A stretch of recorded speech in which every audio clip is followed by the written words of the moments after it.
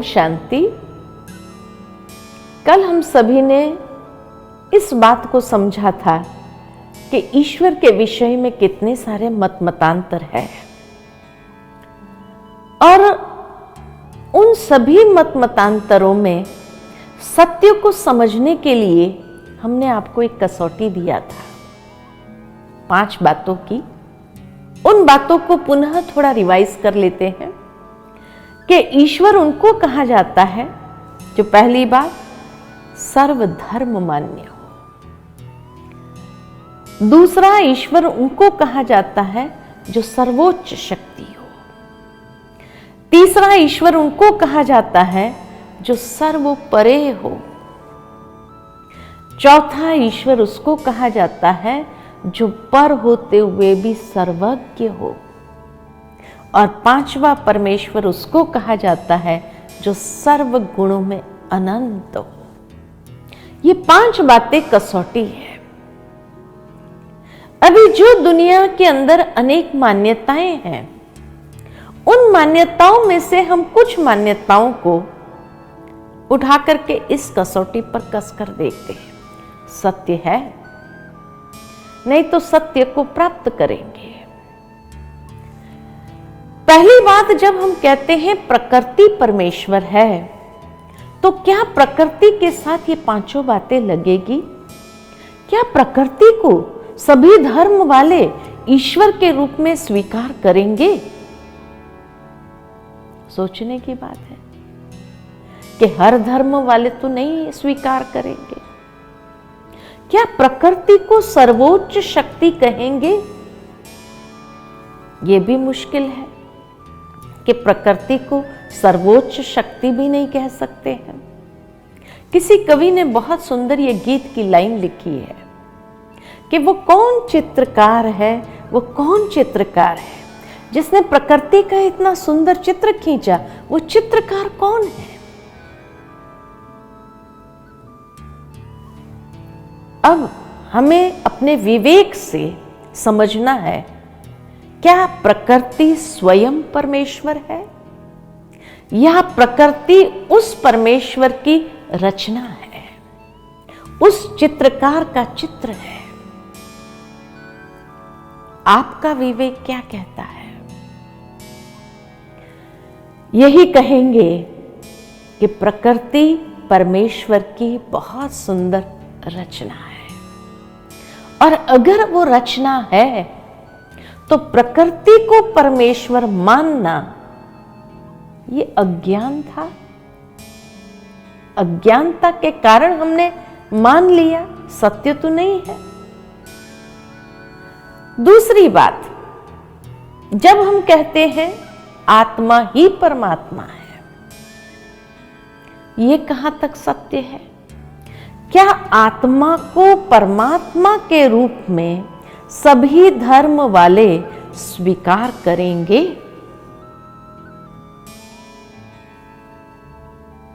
हर धर्म वाले तो आत्मा को परमात्मा के रूप में स्वीकार नहीं करेंगे।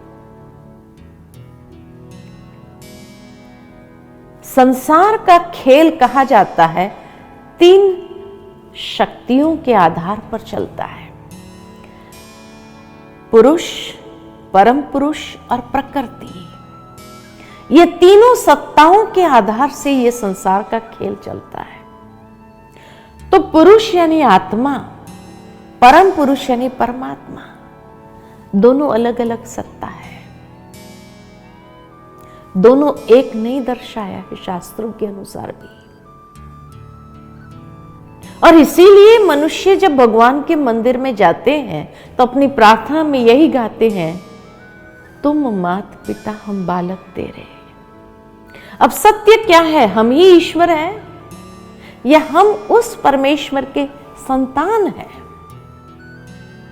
मैं समझती हूं आपका विवेक भी इस बात को स्वीकार करता होगा कि परमात्मा के संतान है हम सभी आत्माएं। लेकिन तब कई बार कई लोग क्या समझते हैं कि नहीं, अगर हम जीवन में पुरुषार्थ करेंगे तो हम परमात्मा बन जाएंगे।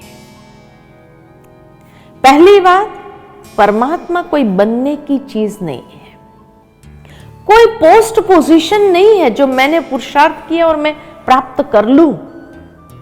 नहीं, आज इस संसार में मनुष्य अपनी मेहनत से, पुरुषार्थ से कोई भी पोस्ट पोजीशन, डिग्री को हासिल कर सकता है, लेकिन कोई भी इंसान खुद का बाप बन सकता है, खुद का माता पिता नहीं बन सकता है। पिता जैसा जरूर बनेगा, पिता जैसा बनकर पिता का कारोबार संभालेगा, पिता जैसा होकर के छोटे भाई बहनों को बड़ा करेगा, लेकिन जब पिता के सामने जाएगा तब बच्चा ही रहेगा। पिता जैसा और पिता बन जाना अंतर है। हम आत्माएं भी पिता जैसे बन सकते हैं, लेकिन स्वयं परमात्मा नहीं बन सकते। परमेश्वर के सामने हम सभी आत्माएं उसकी संतान ही है, और इसीलिए इस दुनिया के अंदर मनुष्य ने जैसे कर्म किया वैसा उसको टाइटल जरूर मिला। किसी ने पुण्य कर्म किया तो कहेंगे पुण्यात्मा है, किसी ने महान कर्म किया तो कहेंगे महात्मा है, किसी ने धर्म का काम किया तो कहेंगे धर्मात्मा है, किसी ने दिव्य कर्म किया तो कहेंगे देवात्मा है। तो देवात्माएं अनेक है, धर्मात्माएं अनेक है, पुण्यात्माएं अनेक है, महात्माएं अनेक है, पापात्माएं अनेक है, लेकिन परमात्मा एक है। ग्रामर में परमात्माएं ये शब्द आता ही नहीं है। गॉड इज वन, यही कहा गया है। लेकिन तब कई बार कई लोग क्या मिसाल देते हैं कि जैसे सागर से बुदबुदा निकला और सागर में समा गया, ऐसे एक बड़ा परमात्मा है जिसके टुकड़े टुकड़े होकर, अंश होकर के हम इस संसार में आए, और अंत में जाकर के सारे बुदबुदे उसी सागर में विलीन हो जाएंगे और परमात्मा बन जाएंगे। ये कहां तक सत्य है? पहली बात, सागर से बुदबुदा निकला और सागर में समा गया, यह संभव है क्योंकि वो तत्व है। तत्व तत्व में समा सकता है, लेकिन आत्मा तत्व नहीं है। आत्मा एक शक्ति है, शक्ति का टुकड़ा नहीं हो सकता है। तत्व का टुकड़ा हो सकता है और तत्व तत्व में मिल जाता है, और जब तत्व तत्व में मिल गया तो उस बुदबुदे का अस्तित्व समाप्त हो गया, वो सागर बन गया। लेकिन आत्मा शक्ति है, शक्ति का न टुकड़ा होता है न वो समा सकता है, उसका अपना अस्तित्व है, अजर अमर अविनाशी, जिसके अस्तित्व का कभी विनाश नहीं हो सकता है। तब कई बार कई लोग बहस भी कर लेते हैं कि अरे जैसे पुत्र पिता का अंश है, ऐसे आत्मा भी परमात्मा का अंश है। पुत्र पिता का अंश है ये शरीर, जो फिर भी ये तत्वों का बना हुआ है, लेकिन आत्मा तत्व नहीं है, और इसीलिए आत्मा का अपना अस्तित्व है। तो सत्य क्या है? आत्मा ही परमात्मा कहना सत्य है, या आत्मा परमात्मा की संतान है कहना सत्य है? आपका विवेक क्या कहता है? मैं समझती हूं कि आप भी उस बात से सहमत होंगे, आपका विवेक इस बात को स्वीकार करता होगा कि आत्मा परमात्मा की संतान है। पिता जैसा बन सकते हैं, पिता नहीं बन जाते हैं। खुद के पिता कैसे बन सकते हैं? तीसरी बात, जब हम कहते हैं ब्रह्म ईश्वर है, आत्मा ब्रह्म है, परम ब्रह्म परमात्मा है। अब सोचने की बात है कि ब्रह्म क्या चीज है? ब्रह्म भी एक तत्व है। जिस तरह ये 5 तत्वों की दुनिया है, ऐसे महान तत्व है, परम ब्रह्म महान तत्व है। अज्ञानता के कारण हम दो बातें करते आए हैं। प्रकृति परमेश्वर है भी कहा, प्रकृति परमेश्वर की रचना है ये भी कहा, वो तो क्लियर हो गया। दूसरा, आत्मा सो परमात्मा भी कहा, आत्मा परमात्मा की संतान है भी कहा। दोनों बातें कही, सत्य सिद्ध हो गया, आत्मा परमात्मा की संतान है। इसी तरह एक तरफ हम कहते हैं ब्रह्म ईश्वर है, दूसरी ओर ये भी कहते हैं पार ब्रह्म में रहने वाले ईश्वर, पार ब्रह्म परमेश्वर, जो 5 तत्वों की दुनिया से पार परम ब्रह्म में निवास करने वाले ईश्वर। अब हमें अपने विवेक के आधार से समझना है कि दोनों बातों में सत्य क्या है। ब्रह्म ही ईश्वर है कहना सत्य है, या पार ब्रह्म परमेश्वर है कहना सत्य है? जरूर है, हर कोई ये कहेगा कि पार ब्रह्म में निवास करने वाले ईश्वर, ये सत्य है। आगे बढ़े। चौथी बात, जब हम कहते हैं कण कण में व्यापक है, कहां नहीं है, सर्वव्यापी है। अब कण कण में व्यापक है, क्या हमारा विवेक इस बात को भी स्वीकार करता है कि ईश्वर कण कण में है? कूड़ा कचरा गंध गटर सब में भगवान है। कण कण तो सब हो गया, तो कूड़ा कचरा गंध गटर सब में भगवान हो सकता है? ऊंचे ते ऊंची हस्ती, और कहां हमने उसको कह दिया? एक तरफ उसकी महिमा में गाते हैं, ऊंचा तेरा नाम, ऊंचा तेरा काम, ऊंचा तेरा धाम, ऊंचे ते ऊंचा भगवान। और दूसरी ओर हम कहते हैं कण कण में है। कहीं ना कहीं ये विरोधाभास नहीं हो रहा है? एक दूसरे से कॉन्ट्राडिक्ट नहीं हो रहा है? तब कई बार मनुष्य कहते कि नहीं, हर प्राणी मात्र में आत्मा भी है, परमात्मा भी बाजू में बैठा है। ठीक है, इस बात को भी हम देख लेते कि अगर हर इंसान के अंदर आत्मा भी है और परमात्मा भी बाजू में बैठा हो, और एक व्यक्ति किसी का खून करता है, गलत काम करता है, तो वो कर्म किसका, आत्मा का या परमात्मा का? अगर आप कहेंगे आत्मा का है, तो उस वक्त परमात्मा अंदर बैठा क्या कर रहा था? क्या परमात्मा के पास इतनी शक्ति नहीं जो एक आत्मा को गलत कर्म करने से रोक सके? इतनी ताकत नहीं है। आज घर में बच्चे होते हैं, बच्चे किसी बात को लेकर आपस में झगड़ा करने लगे, माता पिता सामने बैठे हो, अगर मारपीट करने लगे तो माता पिता देखते रहेंगे कि उसका कर्म वो जाने, या छुड़ाएंगे?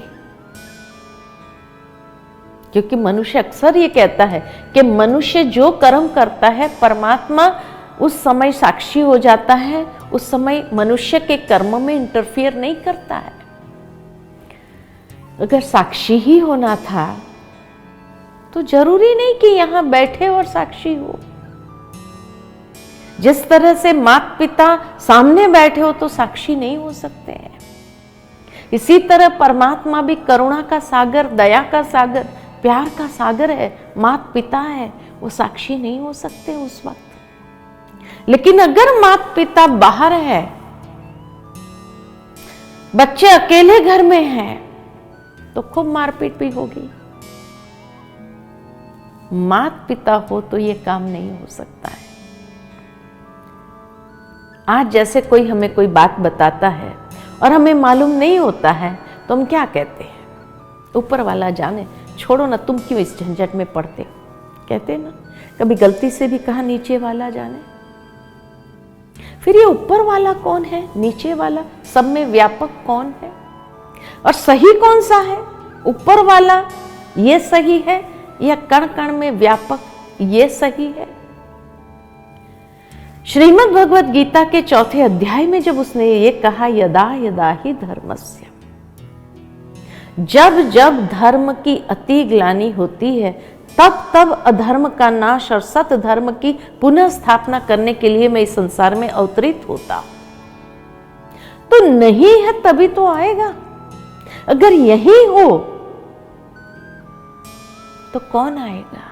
अगर यही हो तो उसके होते इतना अधर्म कैसे? अगर नहीं है तभी तो वो आएगा, तभी तो इतना अधर्म फैला, तभी तो उसका नाश करने के लिए उसको आना पड़ता है। आज देखो प्रकृति के अंदर भी ये गुण है कि अग्नि के अंदर लोहा रखो तो अग्नि के संग में जब लोहा आता है तो वो भी लोहा भी अग्नि के जैसा लाल हो जाता है, संग का रंग। इसी तरह मनुष्य भी थोड़े दिन किसी के संग में रहता है ना तो उसको भी संग का रंग लग जाता है। मनुष्य तो छोड़ो, पशु पक्षी को भी संग का रंग लग जाता है। वो कहानी याद आती है कि एक बार एक शिकारी 2 तोता पकड़ कर ले आया, बाजार में बेचने बैठा। एक तोते को एक महात्मा अपने आश्रम पर ले गए, दूसरे तोते को एक बदमाश अपने अड्डे पर ले गया। थोड़े दिन के बाद देखा गया कि जो तोता महात्मा के आश्रम पर गया था सुबह सुबह राम राम बोल रहा था, और जो तोता बदमाश के अड्डे पर गया था वो सुबह सुबह गालियां बोल रहा था। इसी तरह परमात्मा अगर हम सबके बाजू में बैठा है, पारस है, और वो पारस बाजू में बैठने के बाद भी हम दिन प्रतिदिन गिरते ही गए, अधोगति होती गई, ये हो सकता है? ये तो परमात्मा का सबसे बड़ा अपमान कहेंगे कि वो बाजू में बैठने के बाद भी उसके पास अगर इतनी क्षमता नहीं हमें पारस बनाने की, तो बैठने का कोई मतलब नहीं है। लेकिन तब फिर बात आती है कि सर्वव्यापकता की बात भी तो शास्त्रों में ही है, तो क्या शास्त्र गलत है? नहीं, शास्त्र गलत नहीं है, लेकिन शायद शास्त्रों में जिस भाव से लिखा गया है उस भाव को हमने समझा ही ना हो, ये तो हो सकता है। शास्त्र किसने लिखे? ऋषि मुनियों ने लिखे, और ऋषि मुनियों ने ये शास्त्र किस बेसिस पर लिखे? अनुभव के बेसिस पर। उन्होंने ईश्वर के जो अनुभूति की, तो अनुभूति को शब्दों में बांधने का प्रयत्न किया, लेकिन वास्तव में अनुभूति को शब्द में बांधा नहीं जा सकता है। और इसीलिए मनुष्य ने कहीं ना कहीं मिसअंडरस्टैंड कर लिया। जिस तरह से कहा जाता है कि पहले के समय के ऋषि मुनि जो थे वो जब साधना करते थे तो they were able to travel through time, समय के अंतराल से गुजर सकते थे। और जब कली काल को देखते थे कि इतना घोर पाप कर्म होगा, मनुष्य को ये पाप कर्म से बचाएं कैसे, तब उन्होंने शास्त्र में ये बात लिखी कि हे मानव, तुम जब पाप कर रहा है तो ये मत समझना कि तुझे कोई नहीं देख रहा है, क्योंकि ईश्वर सर्वव्यापी है, कण कण में है, वो तुझे देख रहा है। एक भावना जागृत करने का प्रयत्न किया ताकि मनुष्य पाप कर्म न करे। जिस तरह से एक छोटा बच्चा जब घुटना करना सीखता है तो घड़ी घड़ी घर से बाहर जाना चाहता है, और उस समय मां को बहुत ध्यान रखना पड़ता है कि कहीं रास्ते पर ना निकल जाए, तो मां उस बच्चे को दरवाजे तक ले जाएंगी, बाहर एक कुत्ता दिखाएंगी, गाय दिखाएंगे और कहेंगे देख बाहर गया ना, ये कुत्ता उठा के ले जाएगा, गाय उठा कर ले जाएगी। अब मां खुद भी समझती गाय कोई उठा के ले जाने वाली नहीं है, लेकिन बच्चे की सुरक्षा उसके लिए प्रथम है, इसलिए हम ये नहीं कह सकते मां ने झूठ क्यों बोला। वो बच्चा घुटना करते हुए दरवाजे तक जाता है, जैसे ही कुत्ते को गाय को बाहर देखता है वापस अंदर आ जाता है। और खुशी प्रकट करता है, आई एम सेफ। लेकिन वही बच्चा थोड़ा बड़ा हो जाए, 4-5 साल का हो जाए, उसके बाद उसको कह के तो देखो कि बाहर गया तो कुत्ता उठा के ले जाएगा, हंसेगा अपनी माँ पर, मेरी माँ भी कैसी, इतना भी नहीं समझती है। और वो हंसते हुए चला जाता है, बाहर जाकर कुत्ते के बच्चे को उठाकर घर में ले आएगा, लो मैं ही लेके आया। ठीक इसी तरह ऋषि मुनियों ने जो भावना बिठाने का प्रयत्न किया था ताकि मनुष्य पाप कर्म न करे, आज से 200-300 साल पहले भी कोई अगर किसी को पाप करने के लिए प्रेरित करता था तो मनुष्य मना कर देता था, अरे बाल बच्चे वाला हूं, समाज में रहना है, इज्जत से जीना है, मैं ये पाप नहीं करूंगा, ऊपर वाला भी देख रहा है, नहीं करता था। लेकिन आज विज्ञान के युग में मनुष्य बड़ा हो गया, समझदार अपने को समझता है, और इसीलिए कोई याद भी दिलाता है, अरे क्यों इतना पाप करता है, थोड़ा तो ऊपर वाले का डर रख।